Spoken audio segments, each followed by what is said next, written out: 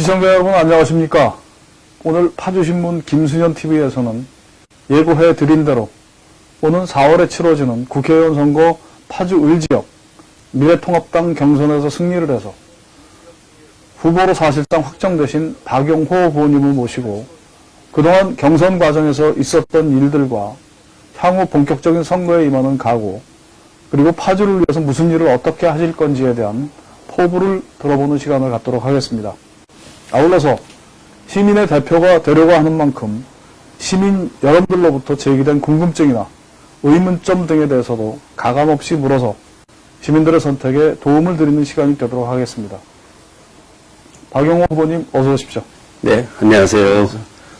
눈코 뜰 새 없이 바쁘실 텐데 나와주셔서 고맙습니다. 네, 불러주셔서 감사합니다. 예. 우선 이렇게 나오셨으니까 시민들께 인사 말씀 먼저 하시죠. 네, 부족한 박용호에게 정말 가분한 사랑을 주셨습니다. 시민 여러분, 정말 감사드립니다. 고맙습니다. 정말로 두렵고 떨립니다. 이런 가분한 사랑 한 번만 더 보태주십시오. 파주의 자존심 회복시키고 무너진 파주 경제 다시 부활시키겠습니다. 도와주십시오. 고맙습니다. 예비 후보로 등록을 하시고 지금 며칠째인가요? 네, 오늘 76일째입니다. 76일째. 네. 길다면 길고 짧다면 짧은 시간인데 선거운동 하시기에는 힘드시지는 않으십니까? 예, 많이 힘들 때도 있는데, 그걸 이겨낼 수 있는 원동력이 딱 하나 있더라고요. 네. 예, 사명감. 네. 네, 사명감. 상처 입은 자존심에 대한 회복에 대한 이 강렬한 의지, 투지, 사명감, 이런 것들이, 저희들에게 이렇게 좀, 이렇게 나태해질 수 있는 그런 기회를 없애주는 것 같아요. 네. 사명감 갖고 하고 있습니다. 네. 정치는 처음 뛰어드시는 거죠? 네, 그렇습니다. 예, 제 선거는 네. 이제 처음 이제 본선은 처음 해보게 됩니다. 좀 어떠세요? 사실 많은 거를 배워가고 있고 이렇게 새벽부터 나와서 많은 유권자분들 뵙고 또 많은 말씀 듣고 또 여러 현장을 다니고 또 저녁 늦게까지 이렇게 뵙고 그러면서 나름대로 사람이 돼가고 있구나. 사람이 돼가고 있구나. 이런 생각을 많이 갖게 됩니다. 그 어려운 과정을 통해서 저에게 모났던 모습들, 또 이렇게 뾰족하게 나왔던 모습들이 다듬어지고 정제되면서 시민들과 소통하는 진정한 정치인의 모습이 이런 과정을 통해서 이루어지는구나. 그런 생각을 하면서 어떻게 보면 제 내공의 시간을 갖고 있습니다. 네. 네, 즐기고 있습니다. 네. 그러셔야죠. 예. 네. 그동안 과정에서 인상에 남는 일이나 또는 기억할 만한 일이 있다면 어떤 것이 있을까요? 네. 우리 김수현 대표님 아시는 것처럼 저희가 신문지상에 공개된 후보님들만 했을 때 한 10명이 됩니다. 그분들이 다 시작을 했으면 아마 전국에서 지금도 9명이지만 전국에서 최고의 경쟁률인데 10명이었지만 실제로 이제 그 등록하고 선수로 뛰신 분은 9명인데 그 9명도 사실은 우리 미래통합당에서는 전국에서 거의 넘버원의 경쟁률입니다. 그만큼 우리 파주 을지역에 우리 미래통합당에 정말 자산들이 많으시고 파주의 자산, 우리 자유 보수 우파의 자산, 우리 대한민국의 자산인 분들인데 그분들하고 이렇게 경쟁하면서 참 많은 걸 배웠습니다. 새벽부터 서로가 좋은 자리 차지하려고 경쟁도 하고 또 좋은 정책을 만들어내려고 애쓰고 또 시민들께 더 낮은 자세로 다가가려고 애쓰는 모습들을 통해서 서로의 그런 선의의 경쟁을 통해서 아주 좋은 그런 시간이었고 또 7분이 이렇게 이제 1차 컷오프라는 과정을 통해서 7분이 또 좀 원치 않는 이런 결과를 만나시게 돼서 너무 저희도 송구했고 또 결국 경선 2명이 올라가서 16만의 우리 유권자분들에게 1000명 정도의 이런 그 샘플로 전화 여론조사가 들어갈 때는 정말로 피말리는 게임 같더라고요. 진검승부. 어떻게 하면 이 16만 명 중에 1000명이라는 대표분들에게 어디 계신지도 모르고 파주가 워낙 넓으니까 또 서울로 출퇴근하시는 분들도 많으시고 정말 어떻게 보면 허공에 가서 이렇게 뭔가 잡으려고 노력하는 모습 같았지만 그래도 그 어디인가에 계실 수 있는 유권자분들을 향해서 늘 이렇게 성실히 뛰었던 우리 후보님들이 참 많이 기억에 나고 그 추운 겨울에 그 동상 걸려가는 이 손가락 호흡 불어가면서 시민들께 명함 드리면서 알리기 노력했던 그런 시간들이 참 소중하다고 보고 있습니다. 예. 이제 본격적인 질문을 좀 드려보겠습니다. 네. 어차피 향후 선거라는 경쟁판에서 시민들에게 선택을 받는 것은 경쟁에서 이길 만한 요소라든가 다른 경쟁자들에 비해서 내가 더 잘할 수 있다라는 점을 효과적으로 소구하고 그런 점들이 유권자들에게 이제 수용이 될 때 선택을 받는 거 아니겠습니까? 네. 그렇다면 이제 상대 후보가 이미 정해져 있는 만큼 포지티브한 관점에서 상대 후보에 대해서 내가 더 시민들을 위해서 더 잘 봉사할 수 있다 라고 주장하시는 점이 있으면 어떤 게 있을까요? 네. 이미 양쪽 정당에 이제 그 후보자가 정해진 상태에서 상대 후보께서도 뭐 굉장히 잘해 오셨지만 그분에 비해서 제가 가지고 있는 강점을 말씀드린다면 저 같은 경우는 경제 전문가를 말씀드릴 수 있을 것 같습니다. 서울 공대에서 이런 4차 산업 IT 전문가로 성장을 했고 또 LG라는 대기업에서 이런 IT 분야에서 지속적으로 일을 해왔고 서울 창조경제혁신센터장이나 대통령실속 청년연장 장관급을 지내면서 경제정책을 만들고 시장에서 작동되게 하고 또 정부에서 국무회의를 통해서 이게 조율되게 하는 그런 경제 전문가적인 측면에서 상대 후보가 갖고 있지 않았던 그런 부분들을 가지고 있다라고 말씀드릴 수 있고요.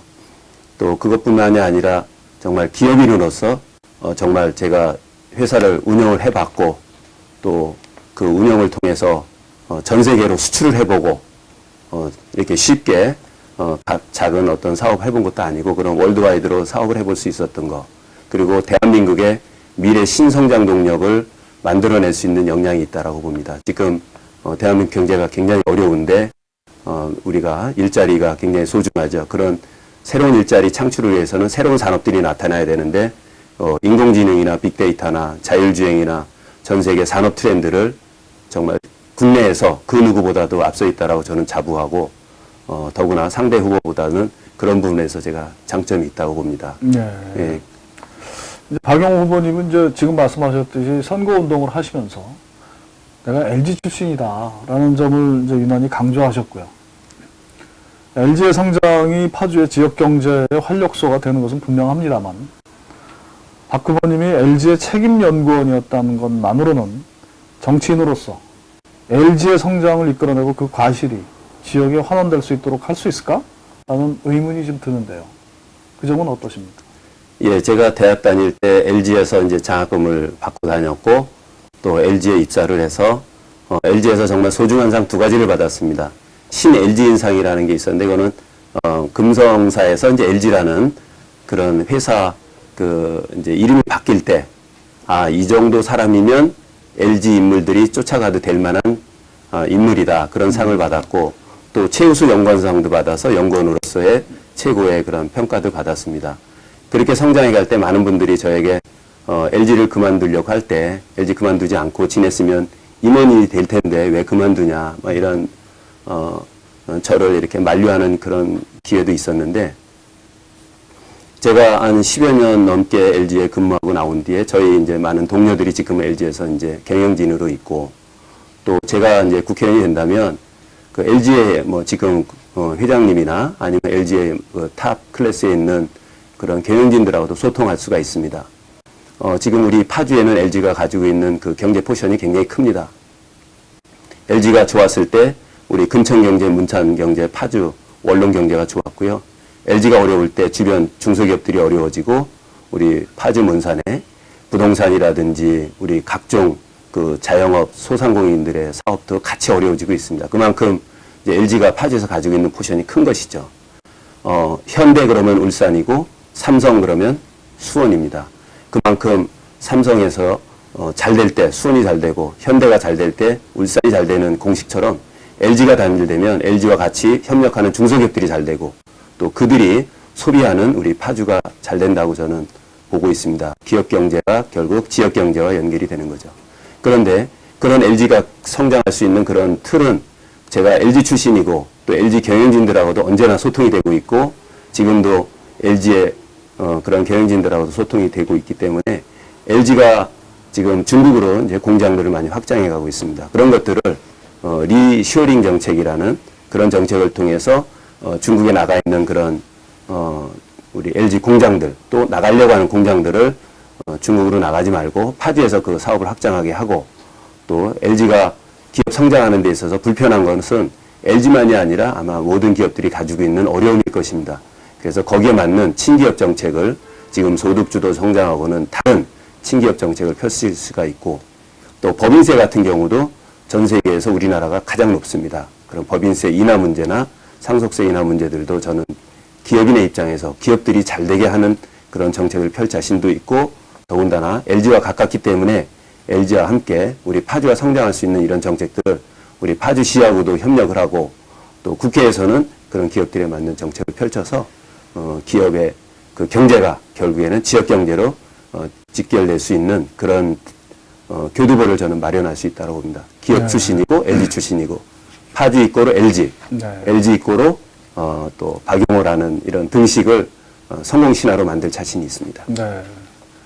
사실 뭐 파주는 그 LG 이전과 이후로 나눈다고 해도 뭐 과언이 아닐 정도로 LG의 영향이 굉장히 컸던 게 사실이고요. 지금 현재 LG가 어려운 상황에 처해 있고 그런 어려운 상황 때문에 지역 경제 역시도 안 좋아지는 건 분명합니다. 네. 그런 측면에서 그 향후 LG가 그 잘 성장을 해서 이쪽 지역 파주에 좀 더 도움이 됐으면 하는 그런 바람은 가지고 있습니다. 네. 거기에 대해서 하여튼 목숨 걸고 일하겠습니다. 예. 그 후보님께서는 파주 을에서 경선을 해서 이제 승리를 하셨습니다만 사실은 이제 자유한국당 파주 갑 지역의 당협위원장했다가 돌연 을 지역으로 자리를 옮기셔서 이제 출마를 하셨습니다. 이로 인해서 갑 지역에서는 이제 무책임하다라는 그런 비난을 들으셨고, 당시 파주 을에서 활동하시던 다른 예비 후보들이나 당원들의 반발이 있었습니다. 그리고 그런 반발 기류는 아직까지도 이어지는 부분이 있고요. 이제 향후 선거를 치르시려면 이런 기류를 좀 잠재우고 단합을 해야 되는 숙제가 있을 것 같습니다. 이 부분은 현재 어떻게 진행되고 있습니까? 네, 먼저 이렇게 갑지구에서 을지구로 옮겨지면서부터 우리 갑지구에 계셨던 당원분들이나 을지구에 계셨던 당원분들 또 후보자로 준비하셨던 분들께 그런 불편함을 드린 것에 대해서는 너무 송구스럽게 생각을 합니다. 너무 죄송합니다. 진행되는 상황은 지금 우리 9명이 시작을 해서 나머지 8분 중에 이제 대개가 우리 미래통합당의 이 보수 대통합 대동단결에 합류를 해주고 계시고요. 아시는 것처럼 한 분은 이렇게 당을 옮겨서 지금 또 다른 준비를 하신다고 들었고 또 한 분은 아직도 그 스탠스를 결정하지 못하신 상황에서 여러 가지 장고를 하고 계시다고 들었습니다. 하여튼 두 분 다 굉장히 소중한 자산들이시고 우리 보수 대통합 대동단결에 합류해 주실 걸로 저는 믿어 의심치 않습니다. 그분들이 경선을 준비하고 또 뭐 예비 후보로서 준비를 해오신 과정에 선의 경쟁을 했고 또 자유민주주의 시장경제에서 또 서로에게 이렇게 좋은 장점을 주고받으면서 선의 경쟁을 했기 때문에 저희들은 큰 상처 없이 잘 갈 수 있다고 봅니다. 나머지 분들 참 소중하신 분들이시고 또 갑지역 같은 경우는 이미 언론에 나왔던 것처럼 최고위원을 지내신 우리 신보라 의원께서 이제 전략공천으로 오셔서 저보다 더 강한 투쟁으로 우리 자유보수파의 가치를 지켜내시는 이런 상황에서 그 지역에서도 또 대동단결되고 또 승리를 위해서 이렇게 매진하고 계셔서 천만 다행으로 생각하고 있습니다. 그래서 예전에 제가 가지고 있었던 그런 정치적 행동에 대한 미숙함 우리 시민 여러분들과 당원들께서 용서해 주시고 오로지 파주 발전, 북파주 발전에 대한 절박함 가지고 시작하는 파주의 아들 박용호를 안아주십시오. 이해해 주시고 품어주십시오. 일꾼으로서 성과로서 보답드리겠습니다. 불편함 드려서 너무 죄송합니다. 사실 그 선거에 출마하시는 분들은 자기 인생을 걸고 출마하는 거 아니겠습니까? 그런데 이렇게 컷오프가 되시고 하면은 그 상처는 그 참 보듬기가 쉽지 않지 않습니까? 예. 그런 안타까움이 좀 있습니다. 네. 예, 저뿐만이 아니고 이제 여러 후보를 했던 분들도 이제 그런 생각들을 가지실 거예요. 박 후보님은 이제 을 지역으로 출마를 하시면서 출마를 하시는 이유를 첫 번째로는 이제 북파주의 차별과 발전 지원 문제를 해결하겠다. 두 번째로 파주의 미래에 대한 우려를 나타냈고, 세 번째로는 이제 변화와 혁신이 필요하다라는 것을 이제 요지로 말씀하신 바가 있습니다. 자, 그러면 뭐 변화와 혁신이 필요한 것은 뭐 어제 오늘의 일이 아니기 때문에 일종의 레토릭이라고 보고요. 북파주의 차별과 발전 지원 문제를 해결하시겠다라고 말씀하셨는데, 구체적으로 어떤 차별이 있고 발전의 지원은 어떤 형태로 나타나고 있는지, 또 그에 대한 해결책은 무엇인지 설명을 좀 해주십시오. 네. 북파주 이렇게 표현하면 이제 뭐 남파주를 또 이렇게 생각을 할 텐데, 저는 그 북파주와 남파주를 비교하는 것 자체가 사실은 좀 약간은 오해를 일으킬 수도 있습니다. 남파주, 북파주를 비교하는 것 자체가. 왜냐면 남파주도 발전을 해야 되고, 그동안 남파주나 북파주가 다른 지역에 비해서 받았던 차별성도 해결해야 되기 때문에, 그래서 남파주의 발전, 북파주의 발전은 다 저희들한테 가지고 있는 지상 과제이고요. 단순하게 그냥 우리 북파주가 다른 지역에 비해서 좀 차별이 좀 심하다라는 걸 그냥 쉽게 이해할 수 있을 정도의 예제로만 남파주의 상황을 하나만 예를 들어드린다면, 절대로 남파주와 북파주를 비교하는 관점에서 드리는 말씀이 절대로 아닌 걸 말씀드립니다. 그렇죠. 또 그래서도 안 되고요. 네, 오히려 북파주에 계신 분들이 빨리 쉽게 이해하기 위해서 이런 데이터를 말씀드리는데, 지금 북파주에는 18만 명의 그 시민이 계시고요. 남파주에는 28만 명의 시민이 계십니다. 그런데 28만 명이 계시는 우리 운정교화 지역에서 서울로 오가는 광역버스는 지금 한 13개 노선이 되고 있습니다. 그런데 그 13개 노선을 이제 28만 명으로 이렇게 계산을 해보면 약 2만 명의 한 개 노선이 있습니다. 2만 명의 한 개 노선. 그런데 북파주는 18만 명인데 서울로 오가는 광역버스가 2개 노선입니다. 9709가 매금동에서 출발해서 금천을 거쳐서 서울로 가고요. 9710이 문산에서 이제 서울로 갑니다. 그러니까 2개 노선이 있습니다. 18만 명의 2개 노선이면 산술적으로 9만 명의 한 개 노선인 겁니다. 그만큼 우리 분당이나 저쪽 광명이나 이런 남양주 쪽에서 아마 서울로 오가는 광역버스 노선도 우리 북파주보다는 더 많을 것으로 저는 사료되고 있습니다. 그만큼 북파주가 많은 이런 교통 측면에서의 차별이 있어 왔고, 그것뿐만이 아니죠. 경제적인 측면에서도, 발전적인 측면에서도 보면 북파주가 안고 있는 이 지리적인, 지정학적인 이슈가 있습니다. 북한과 접해 있다는 그런 것 때문에 군사보호시설이다, 접경지역이다, 수도권 정비 계획법이다에 의해서 70년 동안 북파주 발전에 저해 요인들이 많았죠. 그런데 그 참 아이러니한 일들이 요즘 많이 생기고 있습니다. 예를 들어서 사드 배치하는 성주 같은 경우는 사드가 배치되는 그 이슈 하나만으로 그 지역에 7천억의 경제발전 지원금이 투입이 됐습니다. 제주도 강정마을에 해군기지가 생기면서 거기에 또 7천억 정도의 그런 비용이 이제 이렇게 투입이 된 걸로 알고 있습니다. 그런데 우리는 70년 동안 접경지역에 있어 왔는데 그런 발전 지원금에 대한 이슈는 전혀 없었고, GTX-A 같은 경우도 예비타당성 면제를 받으면 운정에서 멈출 게 아니라 사실은 금천, 문산까지 연결될 수 있는 거고, 또 지하철 3호선 같은 경우도 대화에서 멈추는 것이 아니라 구파발에서 벽제를 거쳐서 우리 통일로를 따라서 조리, 금천, 문산으로 갈 수 있는 이런 예비타당성도 면제를 받을 수 있는데, 우리는 70년 동안 각종 국가를 위해서 각종 손해를 감수하고 국가를 위해서 안보라는 이유로 많은 그 발전에 저해를 받아왔는데 전혀 그런 것에 대한 보상은 못 받은 것이죠. 그러니까 이런 차별성들을 저는 철저하게 해결해야 된다고 생각합니다. 그게 우리 선출받은 정치인들이 정말 그런 사명감을 갖고 그런 문제를 해결해야 된다고 봅니다. 이건 일반 문제, 법 제도를 바꿔서라도 이거는 분명히 짚고 넘어가야 될 이슈라고 저는 생각하고 있습니다. 예. 그 이제 그 팩트 루트를 말씀드리자면은 774번이라든가 17번, 30번 등의 이제 그 노선 버스가 있긴 합니다. 네. 예, 이제 그런 거는 이제 참고로 좀 알아주시면 좋겠고요. 예, 그건 알고 있고요. 광역버스만 비교해봤을 때 그렇고, 광역버스만. 네, 광역버스만 비교했을 때 그렇고, 더군다나, 아시는 것처럼 9709는 그나마 또, 2월 15일 날, 예. 이렇게 폐선이 될 위기에 있었는데, 우리 파주 시민들 및 뭐 시의회, 도의회, 많은 언론인들이 함께 해줘서 네. 그 문제를 그래도, 유지하게 했지만 아직 물량이 거의 절반으로 줄어든 상황입니다. 그렇죠. 뭐, 예. 주말에는 1시간에 한 대가 있는 이런 상황이면 진짜 오지의 버스 노선인 거나 다름이 없는 상황이죠. 그 버스 노선을 운영하는 회사는 또 이런 준고용제에 의해서 지자체로부터 보상금을 받고 있는데 그렇게 결정하는 것에 대해서는 정치인이 된다면 국회에 들어가게 된다면 저는 이거 철저하게 짚어서 원상복귀 시키는데 전력을 다하도록 할 것입니다. 네.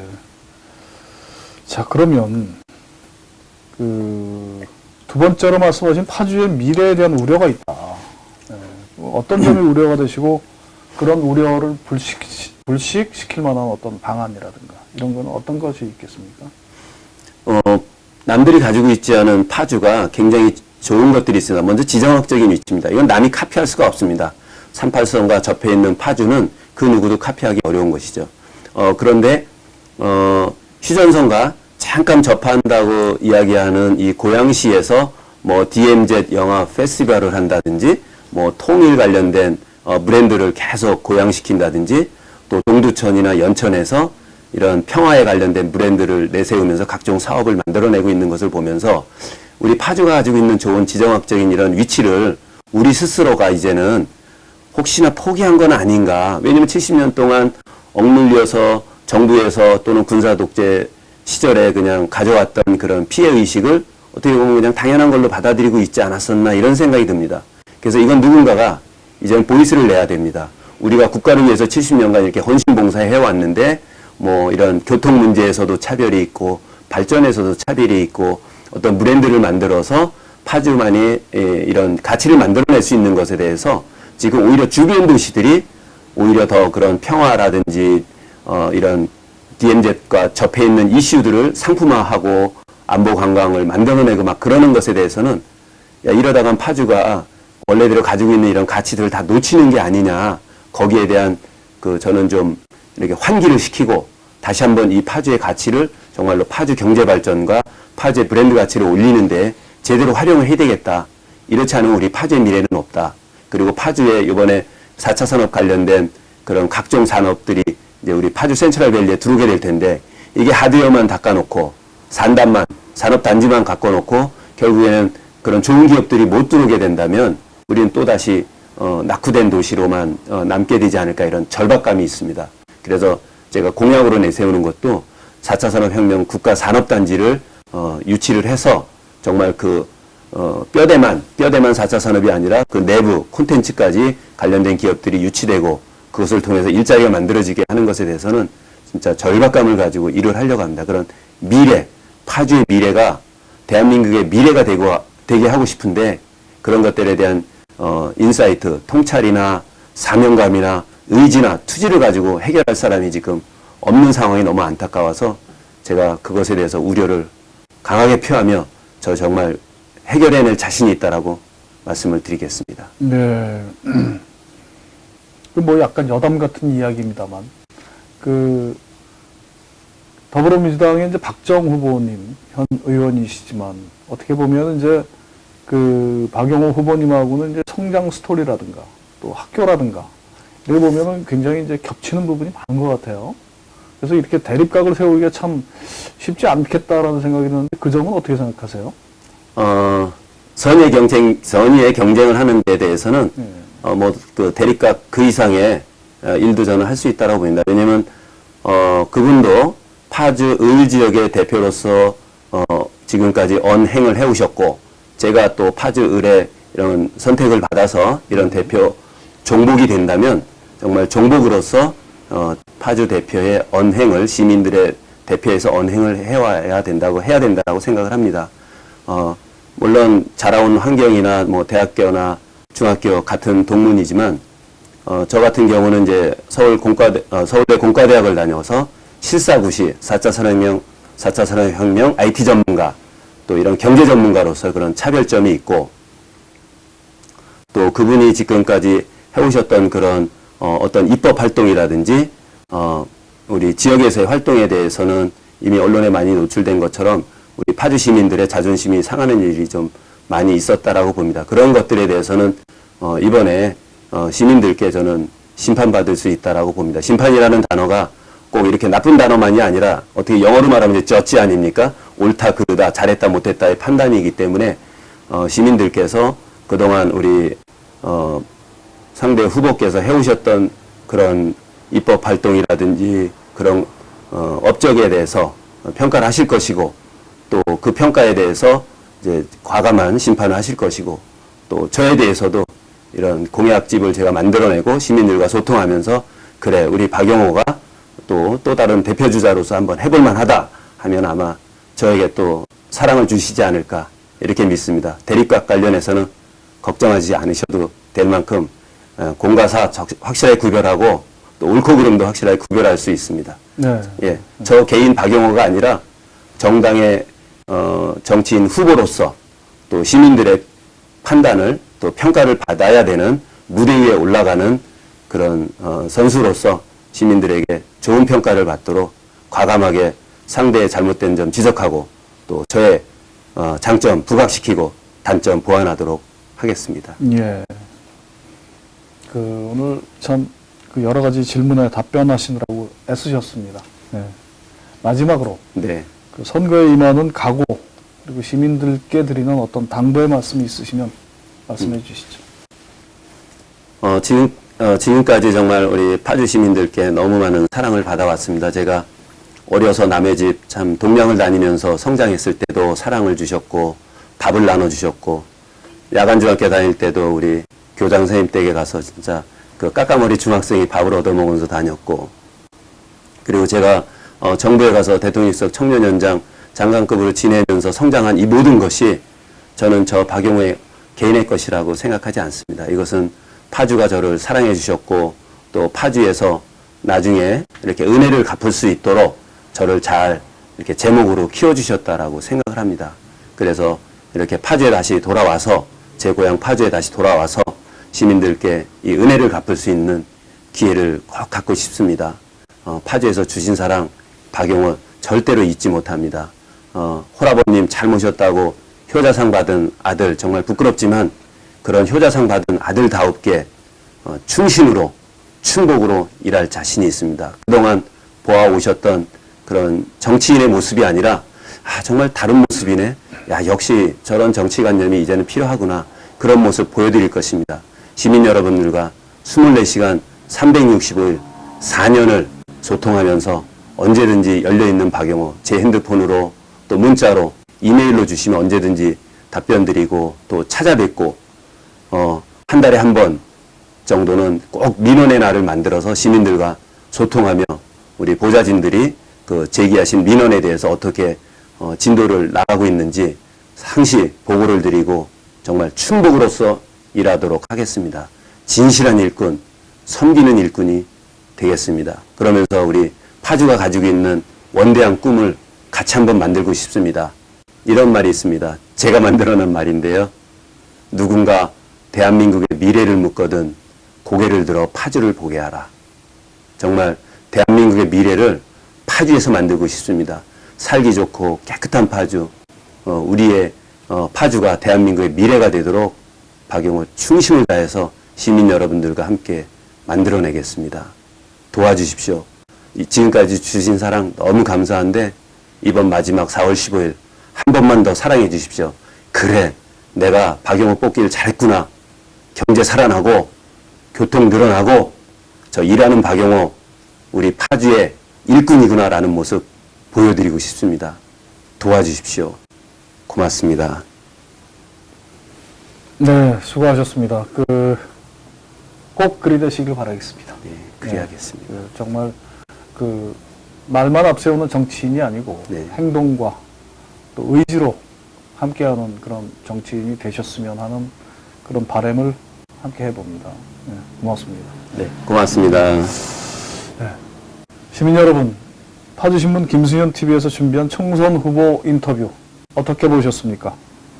정치에 대한 무관심의 대가는 가장 저질스러운 인간에게 지배당하는 것이다라는 플라톤의 말이 있습니다. 여야를 떠나서 우리는 아주 쉽게 정치를 욕하고 저질스럽다고 생각합니다. 그러나 그런 정치를 바꾸기 위해서 노력하고 책임지려고는 하지 않습니다. 지금 우리가 욕하고 있는 정치의 결과는 온전히 그런 정치를 선택한 우리의 몫일 뿐입니다. 시청자 여러분, 총선이 30일도 남지 않았습니다.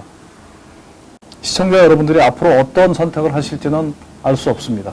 그러나 분명한 것은 시청자 여러분들의 선택에 도움을 드리기 위해서 김수현 TV는 힘을 다해 노력할 것을 약속드리면서 파주 을지역 총선 후보자 인터뷰 첫 번째 순서 박용호 후보와의 인터뷰를 마치겠습니다.